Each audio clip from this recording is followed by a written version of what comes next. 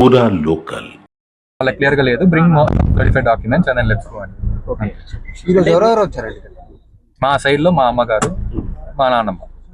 అంటే మాగంటి గోపీనాథ్ గారు గతంలో 3 సార్లు అఫిడవిట్ దాఖలు చేసిన దాంట్లో మీ పేర్లు ఎక్కడ మెన్షన్ చేయలేదు, సునీత గారి పేర్లు కానీ అదేవిధంగా వాళ్ళ పిల్లల పేర్లు పెట్టారని చెప్పేసి దీన్ని అది I have no comments అండి. I don't have any expertise in all the legal political documentation or anything about affidavits, so I don't know about those things.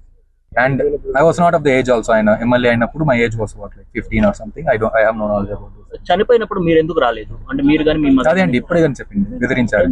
ఎవరు బెదిరించారు? అది names I can't tell right now. అంటే It's because I don't want to go in the political side and all that stuff. ఇది family ఇష్యూలో simple గా నలుగురు మధ్యలో ఉండాలి. ఓకే. ఇలా అందరినీ పిలిచి లైక్ పాలిటిక్స్ ఎందుకు, కాన్స్టిట్యుయెన్సీ పాలిటిక్స్ ఎందుకు నాకు ఇవన్నీ.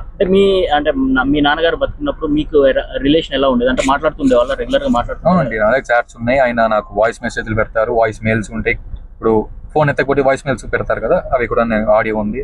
I have all those things clearly. అవి ya please I think we done అండి. సారీ.